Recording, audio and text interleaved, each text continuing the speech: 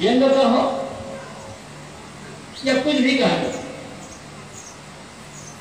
जो लोग कहते हैं, बड़े बड़े पंडित कहते हैं, बड़े बड़े गुरु और नामधारी कहते हैं, लाखों की भीड़ में कहते हैं भगवान जो चाहे सो कर सकता है, उन भगवानों से मेरा एक प्रश्न है। एक उदाहरण से बात मैं करता हूं। एक घर में घर वालों ने मंदिर बना लिया था, बहुत लोग बनाते हैं, अच्छी बात है। घर की मालकिन अपने बेटे को लेकर के मंदिर में जाती थी और अपने बेटे से भी मंदिर में पूजा करवाती थी। पूजा करना भी अच्छी बात है, चलो पूजा कर रहे हैं। बीच बीच में वो माँ कहा करती थी अपने बेटे से, बेटा भगवान की बराबर पूजा करना, भगवान की भक्ति करते रहना, भगवान खुद हो जाएगा ना, तो भगवान जो चाहोगे वो भगवान कर देगा, भगवान सब कुछ कर सकता है, भगवान इतनी ताकत है। बेटा सुनता था माँ से, सुनता रहा, बहुत दिन बीत गए। जैसे आज तो परीक्षा चल रही है, परीक्षा का समय था, लड़का गया था परीक्षा देने के लिए, परीक्षा दे करके आया, शाम का समय, अपना जो प्रश्न पेपर किताब जो था फेंक दिया तरफ, घर में मंदिर था, चला गया और पूजा करने लग गया, आंख बंद हाथ धोकर पूजा कर रहा है। माँ ने देखा कि रोज बेटा आता था तो सबसे पहले खाने को मांगता था, तो कुछ और काम करता था, और आज क्या हो गया, खाने को मांगा नहीं, सीधे मंदिर में चला गया, अब पूजा प्रार्थना करने के लिए बैठ गया। माँ का दिल बेटा भूखा है, इंतजार करती रही, बेटा अब आएगा, बेटा अब आएगा। 1 घंटा ज्यादा समय बीत गया, बेटा प्रार्थना ही करता रहा। तो माँ का दिल लगा बेटा भूखा होगा, गई मंदिर में और कहे बेटा भूख लगी होगी, चलो खा लो। क्या बात हो गई, आज तुम विद्यालय से आते ही मंदिर में प्रार्थना करने लगे कि माँ आज मुझसे गलती हो गई, उसी गलती की क्षमा मांग रहा हूं भगवान से, और प्रार्थना कर रहा हूं भगवान मेरी गलती को सुधार देना। क्या गलती हो गई? माँ परीक्षा में बहुत सरल प्रश्न पूछा गया था, बहुत सरल प्रश्न, लेकिन जल्दीबाजी में मैं भ्रम में उत्तर गलत लिख दिया। क्या उत्तर लिखा? पूछा गया था प्रश्न में कि भारत की राजधानी कहां है, तो मैंने जल्दी में लिख दिया कि भारत की राजधानी रायपुर में है। जब निकला, साथियों से बात हुई, तब पता चला कि भारत की राजधानी तो दिल्ली में है। मैं भगवान से प्रार्थना कर रहा हूं, हे भगवान जब तक मेरी कापी जचे तब तक भारत राजधानी दिल्ली के अपेक्षा रायपुर को बना देना। बनाएंगे ना भगवान, सब कुछ कर देगा ना। जब तक उस लड़के की कापी जचे तब तक भारत की राजधानी रायपुर में आ जाएगी। भगवान कर सकता है। जो लोग कहते हैं भगवान सब कुछ कर सकता है, उनसे प्रश्न कर लेना। भगवान आप मानते हो, भगवान पूजा करते हो, गलत नहीं है, लेकिन मैंने कहा भगवान का अर्थ है सच्चाई, भगवान का अर्थ है न्याय, भगवान का अर्थ है नियम। भगवान जो करेगा नियम से करेगा, न्याय से करेगा, सच्चाई से करेगा, हमारी मर्जी वफा से नहीं करेगा। ये बात जब तक आप नहीं समझोगे तब तक सही रास्ते में चल नहीं पाओगे, सही विवेक नहीं होगा, सही ज्ञान नहीं होगा। और सही विवेक ही नहीं, सही ज्ञान ही नहीं है, मन में सच्चाई ही नहीं है, तब भटकने के अलावा और क्या होगा। ये भी एक बंधन ही है। बंधन ऐसा बंधन है दिखाई नहीं पड़ता है। साहब के पास कपट में उठाया था, बंदे कर ले आप निवेरा, ऐ बंदे अपने आप को छोड़ा। मैंने कहा कि आदमी बंधा है, कैसे बंधा हुआ है? बिना रस्सी के। और ऐसी रस्सी है जो दिखाई भी नहीं पड़ती। वो रस्सी क्या है? मान्यता, आदत, आसक्त। जितनी जितनी हम आदत बनाने जाएंगे उतना उतना हमारा बंधन पुष्ट होता चला जाएगा। और जितनी आदत है, कोई भी आदत किसी के लिए आसक्त, आदमी उतना कमजोर होता चला जाता है।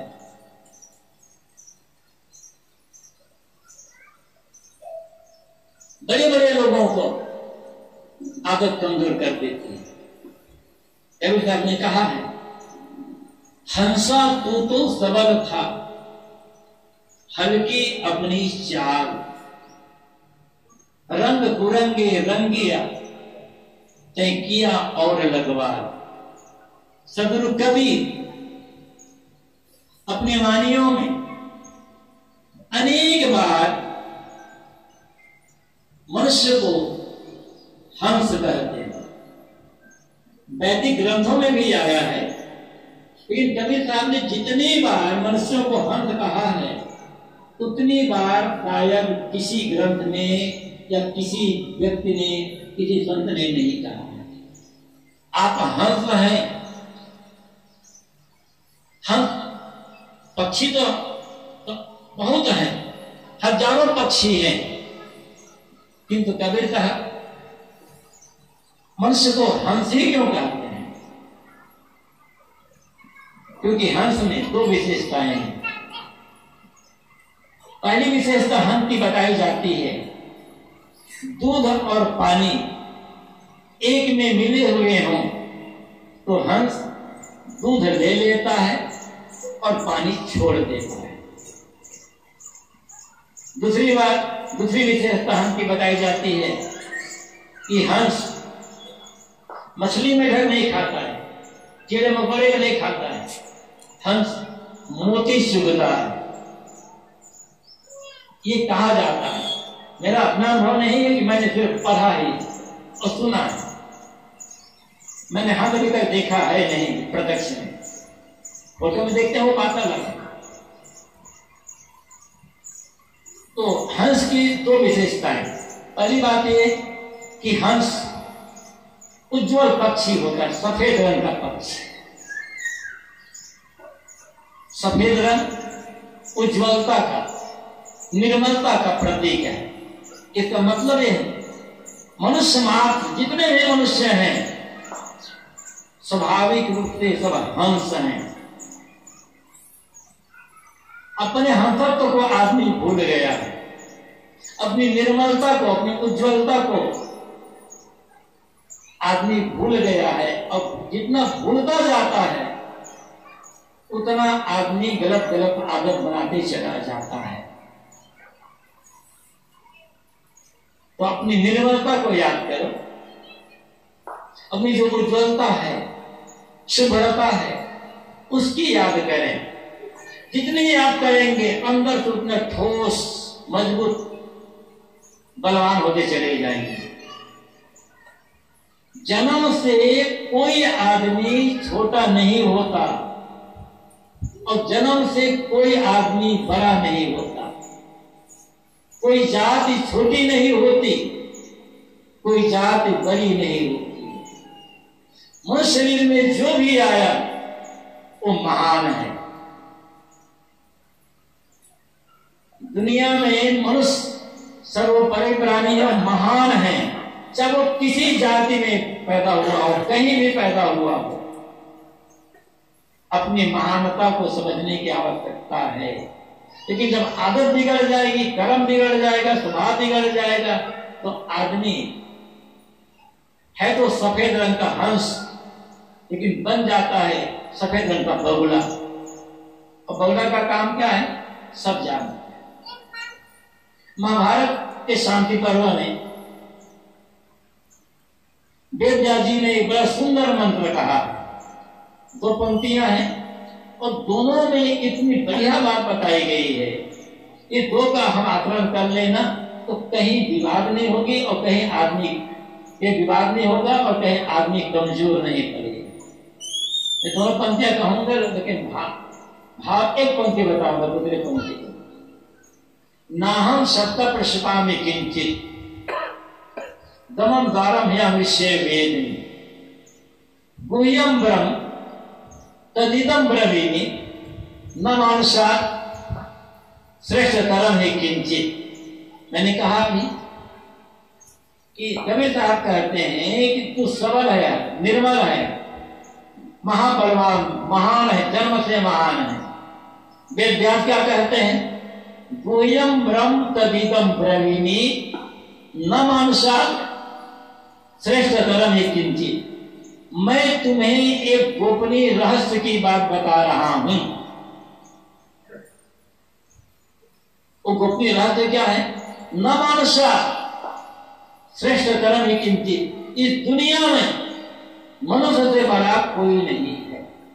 ये वेद व्यास कहते हैं महाभारत में। दुनिया में मनुष्य सबसे बड़ा है और मनुष्य से बड़ा कोई नहीं है। लेकिन मनुष्य अपनी महानता को भूल गया। हर व्यक्ति को याद रखना चाहिए, जब तक दुनिया में आदमी है तब तक दुनिया में मंदिर बनेगा, और जब तक दुनिया में आदमी है तब तक मंदिर में भगवान रहेगा। दुनिया जितने भी मंदिर हैं उन्होंने भारत के बाहर में, वहां तो भगवान बैठा हुआ है, आदमी का बनाया हुआ है। जितने भगवान मंदिर में हैं सब आदमी का बनाया हुआ है। बिना आदमी के बनाए कोई मूर्ति बनती है क्या? जिन भगवानों का आप पूजा कर रहे हो वो भगवान आदमी का ही बनाया हुआ। इतना महान है आदमी, लेकिन आदत से लाचार। हाँ, जिसकी मूर्ति है, जिन हम याद करते हैं, जैसे राम है तो राम की मूर्ति का आदमी बनाया, राम का आदमी ने नहीं बनाया, लेकिन राम भी मनुष्य ही है। वाल्मीकि रामायण में आया है, उत्तरकांड की बात है, वहां पर राम कहते हैं आत्मानम मानसम मन्ये रामम तत्र आत्मजम। आत्मानम मानसम मन्ये, राम ने कहा है वाल्मीकि रामायण में कि मैं अपने को मनुष्य मानता हूं। मैं रामम दशरथात्मजम, मेरा नाम राम है और मैं दशरथ का बेटा हूं। एकदम क्लियर कट है वहां। वाल्मीकि रामायण में कहीं राम को भगवान नहीं माना गया। वाल्मीकि रामायण के दशरथ, वाल्मीकि रामायण के लक्ष्मण, उर्मिला, सीता, कौशल्या, कैकेयी, मंत्रा, रावण, कोई नहीं जानता कि राम भगवान है। ये वाल्मीकि रामायण का कर रहा हूं मैं, और आप विश्वास में होगा तो वाल्मीकि रामायण पर देख लेना। यह पुस्तक हुई गुरुदेव जी के रामायण रहस्य। वाल्मीकि रामायण नहीं पढ़ सकते हैं तो वो पुस्तक पढ़ सकते हैं। तो वेदव्यास जी कहते हैं कि न मानुषात् श्रेष्ठतरम ही किंचित। दुनिया में मनुष्य से महान कोई नहीं है, किंतु मनुष्य दुर्बल क्यों हो गया? साहब ये कह रहे हैं, हंसा तू तो सबल था, ऐ मनुष्य तू सबल था और तू है, किंतु हल्का क्यों हो गया? हल्का अपनी चाल, अपनी चाल के कारण से आदमी हल्का होता है। कैसे हल्का होता है आदमी? अनेक बार उदाहरण में दिया हूं और आप सब जानते हैं। जैसे एक आदमी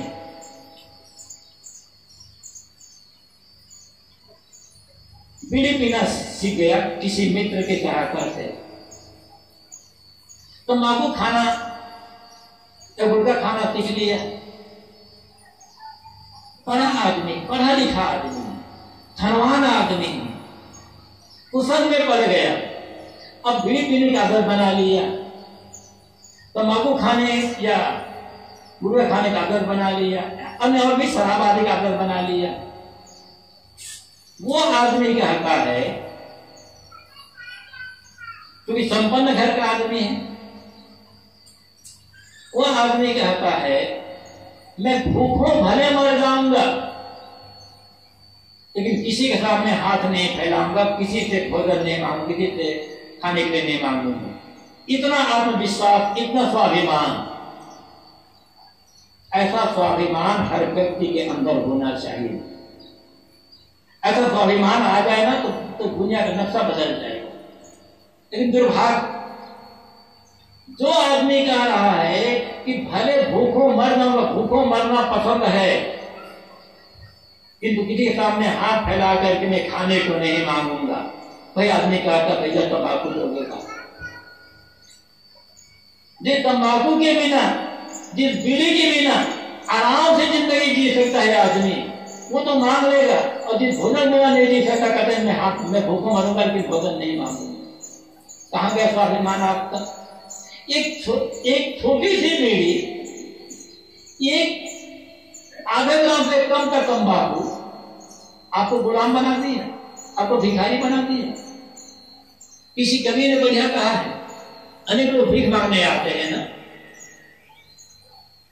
भीख मांगना गलत है। अनेक लोग भीख मांगने आते हैं, ये भीख मांगना सबको नहीं आता। तो किसी ने कहा है, नहीं जानता मांगना भी, यदि तुमको भीख मांगना नहीं आता है, नहीं जानता मांगना भी, तंबाकू का न पीना सीख, तो मैं सब 80 साल भीख मांगे थे जाना। कितना गिरा हुआ है आदमी, और वही आदमी बड़ा संपन्न घर का है, बड़ा बंकिया आपका सकता अपनी छत्तीसगढ़ी भाषा में। अब जरा कल्पना करो, आदमी कितना लाचार हो जाता है, कि अपनी दुर्बलता को कितना बढ़ा ले, कितना कमजोर हो जाता है। दो आदमी, एक घटना बताता हूं मैं। एक बड़ा किसान और उसका नौकर दोनों खेत में काम करने के काम कर रहे थे। दोनों को बीड़ी पीने की आदत। काम करते करते नौकर को बीड़ी पीने की तलब लगी। तलब एक हिंदी या उर्दू का शब्द है, आपकी भाषा में कहे तो चुलुक लगना, आप लोग कहते हैं ना। तो नौकर को काम करते करते बीड़ी पीने की तलब लगी। थोड़ा सा मेड़ में बैठा, बीड़ी पीने लगा। मालिक भी बीड़ी पीता था। अब एक आदमी बीड़ी पी रहा, दूसरा आदमी तो रहा तो जाएगा नहीं। मालिक को भी लगा, चलो मैं भी थोड़ा सुस्ता करके बीड़ी पी लूं, उसको देख करके। मालिक ने जेब में हाथ डाला, बीड़ी खत्म। अब क्या करे, आदत परेशान कर रही है। तो मालिक अपने नौकर से कहता है, भैया मुझे बीड़ी दो। क्या मालिक नौकर ने खाना नहीं मांगेगा, तो अपने घर से कुछ खाएगा, मुझे दे दो। लेकिन मालिक नौकर से कहता है, भैया मुझे भी एक बीड़ी दे दोगे क्या? नौकर बड़े संकोच में कहता है, मालिक ये तो बीड़ी थी, वो मैं पी रहा हूं, कहां बीड़ी थी? लेकिन उस मालिक को बीड़ी पीने की जो आदत है, उसकी जो तलब है इतनी बड़ी कि अब लोगों के बीड़ी पीने रहना उसके हल्को कहता, भैया वो जो बीड़ी पी रहे ना वो उसी बीड़ी को दे। इतना कमजोर बनता है, इतना कमजोर बन जाता है। एक छोटी सी बीड़ी, सड़ी हुई बीड़ी ने नौकर से ठीक मांगा दिखाया, दूसरी बीड़ी पिला दी। कैसे हुआ? आदत, आशक, यही बंधन है, दिखाई नहीं पड़ेगा। और आदमी अपनी आदत का त्याग कर दे तो आदमी जैसा महान कौन हो सकता है? आदमी जैसा आपको शैतान नहीं मिलेगा, तो आदमी जैसा आपको कहीं भगवान नहीं मिलेगा। समझना।